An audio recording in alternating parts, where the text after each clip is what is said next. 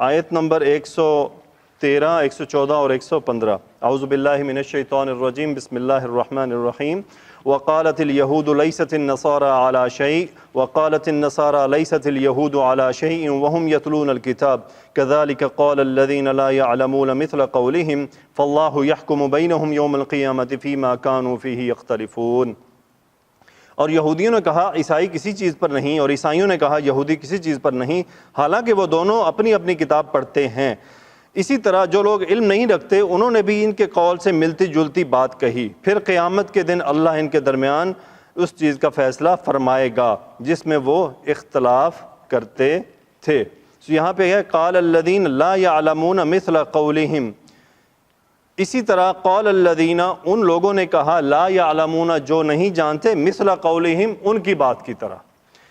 اب ہم اس کی تفسیر دیکھتے ہیں جی۔ یہود و نصارہ کا تنازع کفر و عناد اس کی وجہ ہے۔ یہاں سے اللہ سبحانہ و تعالی یہود و نصارہ کے باہمی تضاد، بغض، عداوت اور عناد کو بیان فرما رہا ہے، جیسا کہ محمد بن اسحاق نے ابن عباس رضی اللہ تعالیٰ عنہ سے روایت کیا کہ جب نجران کے نصارہ کا ایک وفد رسول اللہ صلی اللہ علیہ وآلہ وسلم کی خدمت میں حاضر ہوا تو ان کے پاس یہودیوں کے علماء آئے اور انہوں نے رسول اللہ صلی اللہ علیہ وسلم کے پاس آپس میں لڑائی جھگڑا شروع کر دیا۔ رافع بن حریملہ کہنے لگے تم راہ راست پر نہیں ہو، نیز اس نے حضرت عیسیٰ علیہ السلام اور انجیل کے ساتھ کفر کا اظہار بھی کیا۔ یہ سن کر نجران کے عیسائیوں میں سے ایک شخص یہودیوں سے مخاطب ہو کر کہنے لگا نہیں تم راہ راست پر نہیں ہو، اور اس نے موسیٰ علیہ السلام کی نبوت اور تورات کو تسلیم کرنے سے انکار کر دیا۔ تو اس موقع پر اللہ سبحانہ و تعالیٰ نے اس آیت کو نازل کیا جو ابھی ہم نے پڑھی کہ وہ ایک دوسرے کو کہتے رہے کہ لیست کہ تم نہیں ہو کسی بھی چیز پر۔ آگے فرماتے ہیں یعنی ان میں سے ہر ایک نے اپنی کتاب میں اس کی تصدیق کے بارے میں پڑھا ہے جس کے ساتھ کفر کا اظہار کیا جا رہا ہے۔ یہود عیسیٰ علیہ السلام کے ساتھ کفر کر رہے ہیں حالانکہ ان کے پاس تورات ہے، اور اس میں یہ ذکر موجود ہے کہ اللہ تعالیٰ نے موسیٰ علیہ السلام کی زبانی ان سے عہد لیا تھا کہ یہ عیسیٰ علیہ السلام کی تصدیق کریں گے۔ اسی طرح انجیل میں بھی یہ لکھا ہوا ہے کہ عیسیٰ علیہ السلام نے موسیٰ علیہ السلام اور تورات کی تصدیق فرمائی تھی، لیکن اب ان میں سے ہر ایک دوسرے کو کافر قرار دے رہا ہے۔ کذالک قال الذین لا یعلمون مثل قولہم، اسی طرح جو لوگ علم نہیں رکھتے انہوں نے بھی ان کے قول سے ملتی جلتی بات کہی۔ یہود و نصارہ نے ایک دوسرے کے بارے میں جو باتیں کیں ان سے اللہ تعالیٰ ان کی جہالت کو واضح فرما رہا ہے، اور یہ اشارہ در حقیقت انہی کی طرف ہے اگرچہ ان میں اختلاف ہے۔ الذین لا یعلمون سے کون لوگ مراد ہیں؟ ربیع بن انس اور قتادہ کہتے ہیں کہ نصارہ نے بھی یہود کے قول کی طرح کہا۔ ابن جریج کہتے ہیں کہ میں نے عطا سے پوچھا کہ ان لوگوں سے کون مراد ہے جو کچھ نہیں جانتے، تو انہوں نے کہا کہ یہود و نصارہ اور تورات و انجیل سے پہلی امتوں کی طرف اشارہ ہے، یعنی ان سے جو پہلے گزرے ہیں وہ بھی یہی بات کہتے تھے۔ اگلے دوسرے بزرگ فرماتے ہیں کہ ان سے مراد وہ عرب ہیں جنہوں نے یہ کہا تھا کہ محمد صلی اللہ علیہ وسلم راستے پر نہیں ہیں، یعنی ایک بزرگ نے یہ کہا کہ جنہوں نے رسول اللہ صلی اللہ علیہ وسلم کے بارے میں کہا وہ یہ ان کے بارے میں ہے۔ ابو جعفر ابن جریر نے اس موقف کو اختیار کیا کہ یہ آیت جو ہے عام ہے اور ان سبھی کو شامل ہے، اور یہاں کوئی ایسی قاطع دلیل بھی نہیں جس سے ان میں سے کسی ایک قول کو معین کیا جا سکے، لہٰذا بہتر یہی ہے کہ اسے ان سب اقوال پر محمول کیا جائے، واللہ عالم بالصواب۔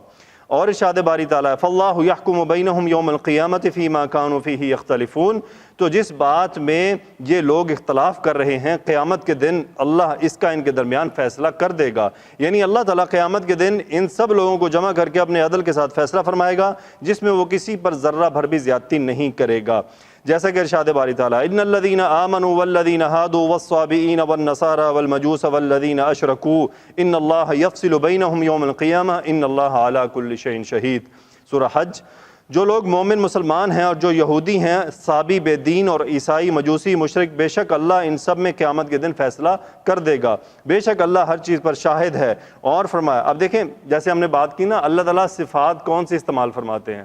یہاں پہ اللہ نے صرف استعمال فرمایا اپنی شہیدن، کہ اللہ یہ تمام معاملے کا خود گواہ ہے یہ جو کچھ ہو رہا ہے یہاں پہ۔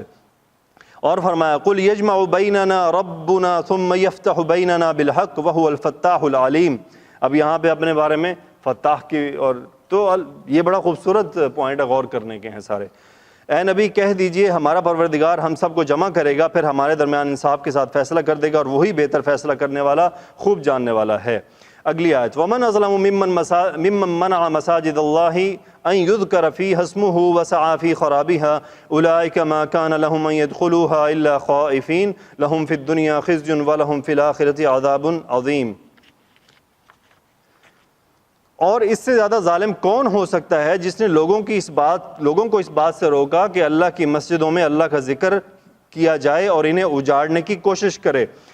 ان روکنے والوں کے لائق تو یہ تھا کہ ان میں ڈرتے ہوئے داخل ہوتے، ان کے لیے دنیا میں رسوائی ہے اور آخرت میں بہت بڑا عذاب ہے۔ اس کی تفسیر سے پہلے جو مولانا شفیع رحمۃ اللہ علیہ نے پوائنٹ لکھے ہیں میں وہ آپ سے شیئر کر دوں۔ وہ فرماتے ہیں کہ جی تقریباً 5 سچویشن ہیں جن میں یہ عمل واقع ہو سکتا ہے۔ ایک تو ظاہر ہے کہ وہ ہے جو جابر لوگ کرتے ہیں، اور ایک ہم عام لوگ کس طرح کر سکتے ہیں وہ سمجھنے کی ضرورت ہے۔ یعنی مسجد میں نماز و ذکر سے روکنا، نارملی کسی کو مسجد میں نماز اور ذکر کرنے سے روک دینا، ایک تو یہ پوائنٹ ہے۔ دوسرا وہ کہتے ہیں مسجد جانے سے روکنا، کسی کو مسجد جانے سے روکنا، یہ بھی انہی لوگوں میں شامل ہو جائیں گے کہ کوئی مسجد جانا چاہتا ہے اور اسے روک لیا جائے۔ تیسرا جو ہے مسجد میں شور کرنا، مسجد میں شور کرنا بھی اسی معنی میں آتا ہے کہ آپ لوگوں کو ذکر کرنے سے منع کر رہے ہیں، اور جو لوگ مسجد کے باہر شور و غوغا کرتے ہیں وہ بھی اسی حکم میں شامل ہیں۔ چوتھا انہوں نے لکھا ہے اونچا قرآن پڑھنا، مسجد میں اونچا قرآن پڑھنا کہ لوگوں کی نماز اور ذکر میں خلل واقع ہو، یہ بھی اسی میننگ میں آ جائے گا کہ آپ لوگوں کو اللہ کا ذکر کرنے سے روک رہے ہیں۔ تو یہ چونکہ میں نے بتایا کہ میری عادت اسی طرح تھی کہ میں آواز بلند ہو جاتی ہے، تو یہ میرے لیے ایک نیا پوائنٹ ہے کہ ہمیں احتیاط کریں۔ ویسے علماء فرماتے بھی ہیں کہ احتیاط کرنی چاہیے، مسجد میں جب آپ قرآن پاک کی قرأت کریں تو دھیمی آواز میں کریں۔ جیسے کہ حدیث بھی ہے کہ لوگ مسجد میں ذکر یا قرآن پڑھیں گے تو کیسے ہوگا، جس طرح مکھیوں کے بھنبھنانے کی آواز آتی ہے، بس اتنی آنی چاہیے، تو وہ وسپرنگ ہی ہوگی نا ساری۔ آگے جی لوگ نماز میں مشغول ہوں تو لوگ نماز میں مشغول ہوں تو کوئی اپنا ذاتی سوال شروع کر دینا، یعنی میری فلاں چیز گم ہو گئی، اس قسم کی بات کر دینا۔ یا انہوں نے لکھا ہے کہ دین کے لیے بھی چندہ اکٹھا کرنا، یہ بھی اسی میننگ میں ہے کہ لوگ نماز پڑھ رہے ہیں، تسبیح کر رہے ہیں، اور کوئی آدمی اٹھتا ہے اور دین کے لیے چندہ اکٹھا کرنا شروع کر دیتا ہے، یعنی صاحب وہ اناؤنس کر رہا ہوگا، اعلان کر رہا ہوگا، تو وہ بھی انہوں نے اسی میننگ میں لیا کہ یہ سب ناجائز ہیں۔ یہ اسی میننگ میں آئیں گے کہ آپ لوگوں کو مسجد میں اللہ کا ذکر کرنے سے منع کر رہے ہیں۔ اللہ عالم بالصواب۔ وہ فرماتے ہیں جی جو مسجدوں سے منع کرے اور ان کی ویرانی کی کوشش کرے وہ سب سے بڑا ظالم ہے۔ اللہ تعالیٰ کی مسجدوں سے منع کرنے والوں اور ان کی ویرانی کوشش کرنے والوں سے مراد مشرکین قریش ہیں، جیسا کہ ابن جریر نے ابن زید سے روایت کیا کہ ان سے مراد وہ مشرکین ہیں جنہوں نے حدیبیہ کے دن رسول اللہ صلی اللہ علیہ وسلم کو مکہ میں داخل ہونے سے روک دیا تھا، حتیٰ کہ آپ نے مقام ذی طوا ہی میں اپنے ہدی کے جانور کو قربان کر دیا۔ ان سے صلح کر لی، پھر آپ نے فرمایا اس گھر سے تو کوئی نہیں روکتا تھا، حتیٰ کہ آدمی اپنے باپ یا بھائی کے قاتل کو پاتا تو اسے بھی اس گھر سے منع نہیں کیا جاتا تھا۔ یہ سن کر کفار قریش کہنے لگے کہ ہمارے ہاں وہ شخص نہیں آ سکتا جس نے بدر کے دن ہمارے بزرگوں کو قتل کیا تھا اور وہ خود ابھی تک زندہ ہے۔ اور فرمانے لائیے وسعی فی خرابیہا، اور ان کی ویرانی کی کوشش کرے۔ یہ اس لیے فرمایا کہ انہوں نے اللہ کے ذکر سے آباد کرنے والوں، حج اور عمرہ کے لیے آنے والوں کو روک دیا تھا۔ ابن ابو حاتم ابن عباس رضی اللہ تعالیٰ عنہ سے روایت کیا ہے کہ قریش نے نبی صلی اللہ علیہ وسلم کو مسجد الحرام میں کعبہ کے پاس نماز پڑھنے سے روک دیا تھا، تو اللہ تعالیٰ نے یہ آیت نازل فرمائی ومن اظلم ممن منع مساجد اللہ ان یذکر فیہ اسمہ۔ آگے فرماتے ہیں جی اللہ تعالیٰ نے پہلے یہود و نصارہ کی مذمت کی، پھر ان مشرکین کی بھی مذمت کی جنہوں نے رسول اللہ صلی اللہ علیہ وسلم اور صحابہ کرام رضوان اللہ علیہم اجمعین کو مسجد حرام میں نماز پڑھنے سے روک دیا اور اپنے بتوں اور معبودان باطلہ کے ساتھ ان پر غلبہ حاصل کر لیا تھا، جیسا کہ اللہ تعالیٰ نے ایک اور آیت میں فرمایا وَمَا لَهُمْ أَلَّا يُعَذِّبَهُمُ اللَّهُ وَهُمْ يَصُدُّونَ عَنِ الْمَسْجِدِ الْحَرَامِ وَمَا كَانُوا أَوْلِيَاءَهُ إِنْ أَوْلِيَاؤُهُ إِلَّا الْمُتَّقُونَ وَلَكِنَّ أَكْثَرَهُمْ لَا يَعْلَمُونَ۔ دیکھیں جی آج بھی اس دور میں بھی ہم عمرے سے روکے گئے ہیں، کیا غور کر رہے ہیں؟ اللہ تعالیٰ ہدایت عطا فرمائے، پتہ نہیں ان کے مولویوں کو یہ آیت نہیں سمجھ آتی۔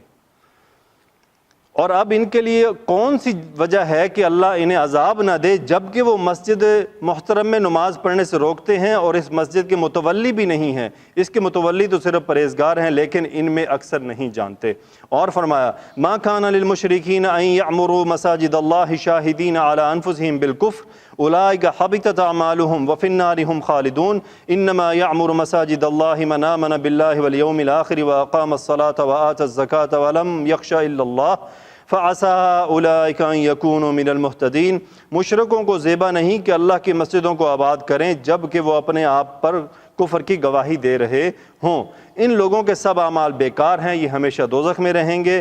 اللہ کی مسجدوں کو تو وہ لوگ آباد کرتے ہیں جو اللہ پر اور روز قیامت پر ایمان لاتے ہیں، نماز پڑھتے ہیں، زکوٰۃ دیتے ہیں اور اللہ کے سوا کسی سے نہیں ڈرتے، چنانچہ یہی لوگ امید ہے کہ ہدایت یافتہ لوگوں میں داخل ہوں گے۔ اور فرمایا دوسری جگہ ہم الذین کفروا وصدوکم عن المسجد الحرام والہدی معکوفا ان یبلغ محلہ ولولا رجال مؤمنون ونساء مؤمنات لم تعلموهم ان تطؤوهم فتصیبکم منهم معرة بغیر علم لیدخل اللہ فی رحمته من یشاء لو تزیلوا لعذبنا الذین کفروا منهم عذابا علیما۔ سورۃ الفتح۔ یہ وہی لوگ ہیں جنہوں نے کفر کیا اور تم کو مسجد حرام سے روک دیا اور قربانیوں کے جانور کو بھی اپنی قربان گاہ پہنچنے سے روکے رکھا، اور اگر مکہ میں کچھ مومن مرد مومن عورتیں نہ ہوتے جن کے ایمان کو تم نہیں جانتے، اگر یہ خطرہ نہ ہوتا کہ تم انہیں روند ڈالو گے پھر بے خبری میں ان کے قتل کی وجہ سے تمہیں تکلیف پہنچتی تو تمہیں لڑنے کی اجازت دے دی جاتی، لیکن ایسا نہیں کیا گیا تاکہ اللہ جسے چاہے اپنی رحمت میں داخل کرے۔ اگر وہ مومن اور کافر الگ الگ ہوتے تو ان میں جو کافر تھے ہم انہیں نہایت دردناک عذاب دیتے ہیں۔ اور فرمایا انما یعمر مساجد اللہ من آمن باللہ والیوم الآخر واقام الصلاۃ وآتى الزکاۃ ولم یخش الا اللہ۔ اللہ کی مسجدوں کو تو وہ لوگ آباد کرتے ہیں جو اللہ پر روز قیامت پر ایمان لاتے ہیں، نماز پڑھتے ہیں اور زکوٰۃ دیتے ہیں، اللہ کے سوا کسی سے نہیں ڈرتے۔ اگر ایسے لوگوں کو مسجدوں میں آنے سے روک دیا جائے تو مسجدوں کے لیے اس سے بڑھ کر اور کیا خرابی ہو سکتی ہے۔ یاد رہے مسجدوں کی آبادی سے مراد یہ نہیں کہ ان کی عمارت بنا دی جائے اور انہیں خوب مزین کر دیا جائے، بلکہ ان کی آبادی حقیقت میں یہ ہے کہ اللہ کا ذکر کیا جائے، اللہ کی شریعت کو ان میں قائم کیا جائے اور انہیں نجاست اور شرک کی غلاظت سے پاک رکھا جائے۔ غلبہ اسلام کی بشارت۔ اچھا، اس آیت میں غلبہ اسلام کی بشارت بھی موجود ہے۔ اولئک ما کان لہم ان یدخلوها الا خائفین، ان لوگوں کو کچھ حق نہیں کہ ان میں داخل ہوں مگر ڈرتے ہوئے۔ اگرچہ یہ جملہ خبریہ ہے لیکن اس کا معنی امر کا ہے، یعنی جب تمہیں ان پر دسترس حاصل ہو جائے تو انہیں مصالحت و جزیہ کے بغیر اس میں داخل ہونے کی اجازت نہ دو۔ اس لیے جب رسول اللہ صلی اللہ علیہ وسلم نے مکہ کو فتح کیا تو اس سے اگلے سال 9 ہجری میں مینا کے میدان میں یہ اعلان کرا دیا، ہرگز اس سال کے بعد کوئی مشرک حج نہ کرے، نہ کوئی عریاں ہو کر بیت اللہ کا طواف کرے، اور جس کسی کے نبی صلی اللہ علیہ وسلم سے صلح کی کوئی مدت مقرر ہے تو اس مدت تک عہد کی پابندی کی جائے گی۔ آپ کا یہ اعلان در حقیقت حسب ذیل ارشاد باری تعالیٰ کی تصدیق و عمل کے پیش نظر تھا۔ یا ایھا الذین آمنوا انما المشرکون نجس فلا یقربوا المسجد الحرام بعد عامہم ھذا۔ سورۃ توبہ۔ مومنو، مشرک تو پلید ہی ہیں، لہٰذا اس برس کے بعد وہ خانہ کعبہ کے پاس نہ جانے پائیں۔ آیت کریمہ اولئک ما کان لہم ان یدخلوها الا خائفین سے یہ استدلال بھی لیا گیا ہے کہ یہ اللہ کی طرف سے مسلمانوں کے لیے بشارت ہے کہ وہ انہیں مسجد حرام اور دیگر تمام مساجد پر غلبہ عطا فرمائے گا اور مشرکوں کو اس قدر ذلیل و رسوا کرے گا کہ ان میں سے کوئی مسجد حرام میں داخل نہ ہو پائے گا مگر ڈرتے ہوئے۔ وہ اس بات سے ڈرے گا کہ اگر پکڑا گیا اور مسلمان نہ ہوا تو اسے سزا ملے گی یا قتل کر دیا جائے گا۔ آج بھی شاید یہی صورتحال ہے کہ کفار جو ہیں اس طرف نہیں جاتے، ان کو بھی پتہ ہے اگر پکڑے گئے تو معاملہ الٹ ہو سکتا ہے، لیکن پتہ چلا ہے کہ ڈھکے چھپے چلے جاتے ہیں کچھ لوگ، لیکن بات وہی ہے ان کے دل میں ضرور ہوگا کہ اگر پتہ لگ گیا تو پھر معاملہ اور ہے۔ آگے وہ فرما رہے ہیں کہ اللہ تعالیٰ نے اس وعدے کو پورا کر دکھایا جیسا کہ بیان کیا گیا، اس نے مشرکوں کو مسجد حرام میں داخل ہونے سے منع فرما دیا، اور رسول اللہ صلی اللہ علیہ وسلم نے فرمایا جزیرۃ العرب میں 2 دین نہ رہنے دیے جائیں، یعنی یہاں اب صرف ایک ہی دین اسلام ہوگا۔ نیز آپ نے یہ بھی فرمایا میں یہود و نصارہ کو ضرور سرزمین عرب سے جلا وطن کر دوں گا۔ اچھا، آپ سے کوئی سوال کرے کہ اسلام کرسچینٹی کی یا ہندوازم کی اپنے ملکوں میں دعوت کی اجازت کیوں نہیں دیتا، تو کیا جواب ہے اس کا؟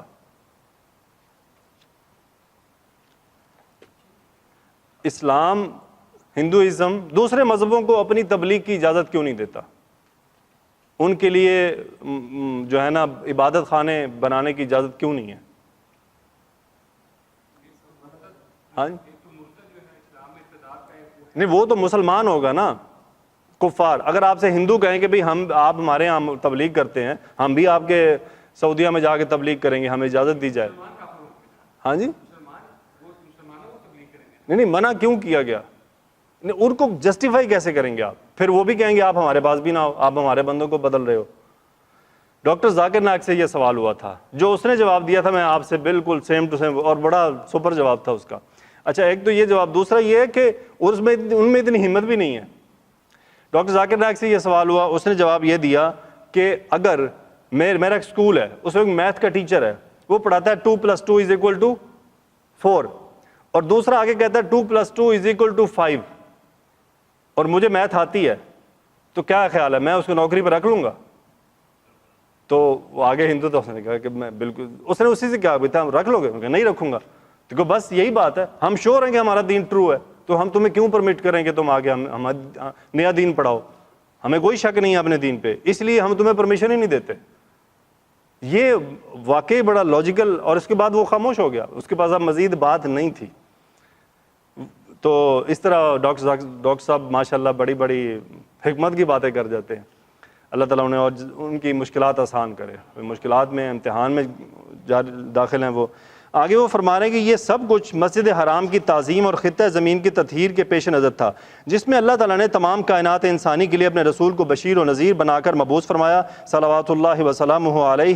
یہ ہے مشرکوں کے لیے دنیا میں ذلت اور رسوائی، کیونکہ اچھا یہ دنیا میں ان کی کیا ہے؟ یہی ذلت ہے کہ ان کو اللہ تعالیٰ نے اپنے گھر میں آنے سے منع کر دیا، ان کے لیے یہی کافی ہے، یہی ان کے لیے سزا کافی ہے۔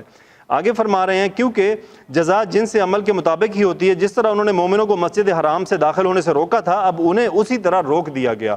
جس طرح انہوں نے مکہ سے جلا وطن کیا تھا، اب انہیں جزیرۃ العرب سے جلا وطن کر دیے گئے، یعنی سزائیں برابر۔ انہوں نے مسجدوں سے روکا تو اللہ نے کہا تم ہماری مسجد میں آ نہیں سکتے۔ انہوں نے مہاجرین کو نکالا مکہ سے تو اللہ تعالیٰ نے کہا کہ تم یہ جزیرہ عرب ہی چھوڑ دو پورا، تو اب ان کے لیے پکا حکم ہے کہ وہ دوبارہ جزیرۃ العرب میں آنے نہ پائیں، بے شک کہ یہ کوشش کر رہے ہیں کہیں سے وہ گھس آئیں۔ وَلَهُمْ فِي الْآخِرَةِ عَذَابٌ عَظِيمٌ، اور ان کے لیے آخرت میں بڑا عذاب ہے، کیونکہ انہوں نے بیت اللہ کی بے حرمتی کی، اس میں بت رکھے، بیت اللہ میں غیر اللہ کی پوجا پاٹ کی، عریاں ہو کر بیت اللہ کا طواف کیا، اور اسی طرح کئی مذموم حرکتیں کی جو اللہ اور اس کے رسول کو سخت ناپسند ہیں۔ آگے دیکھتے ہیں جی کیا ہے، حدیث میں ہے دنیا اور آخرت کی ذلت اور رسوائی سے پناہ مانگنے کا ذکر آیا ہے، دعا ہے بڑی پیاری، بہت پیاری دعا ہے۔ اللہم احسن عاقبتنا فی الامور کلہا واجرنا من خزی الدنیا وعذاب الآخرہ۔ اے اللہ تو ہمارے ہر کام کا انجام ہمارے حق میں اچھا کر دے، اور ہمیں دنیا کی رسوائی اور آخرت کے عذاب سے پناہ دے۔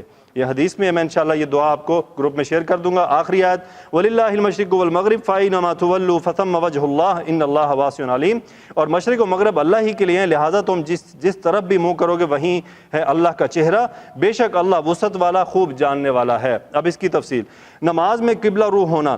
اس آیت میں اللہ تعالیٰ نے رسول اللہ صلی اللہ علیہ وسلم، صحابہ کرام جنہیں مکہ سے نکال دیا گیا، مسجد حرام سے دور کر دیا گیا تھا، تسلی دی۔ رسول اللہ صلی اللہ علیہ وسلم مکہ میں بیت المقدس کی طرف منہ کر کے نماز پڑھا کرتے تھے۔ رسول اللہ صلی اللہ علیہ وسلم مکہ میں جب نماز پڑھا کرتے تھے تو آپ دونوں قبلوں کو درمیان میں لے لیتے تھے، یعنی آپ یہ رخ اختیار کرتے تھے کہ کعبہ بھی نہ چھوٹنے پائے اور قبلۃ الاول بھی نہ چھوٹنے پائے۔ حالانکہ حکم تو اس وقت قبلۃ الاول کا تھا، لیکن رسول اللہ صلی اللہ علیہ وسلم چاہتے تھے کہ یہ قبلہ جو ہے وہ سمت بن جائے۔ آگے وہ فرما رہے ہیں مدینہ میں تشریف لانے کے بعد آپ 16 یا 17 مہینے تک بیت المقدس کی طرف منہ کر کے نماز ادا فرماتے رہے، پھر اللہ تعالیٰ نے کعبہ کی طرف منہ کرنے کے نماز پڑھنے کا حکم دے دیا، اسی لیے فرمایا وَلِلَّهِ الْمَشْرِقُ وَالْمَغْرِبُ فَأَيْنَمَا تُوَلُّوا فَثَمَّ وَجْهُ اللَّهِ، اور مشرق اور مغرب اللہ ہی کے لیے ہیں، لہٰذا جدھر بھی تم رخ کرو ادھر ہی اللہ کا چہرہ ہے۔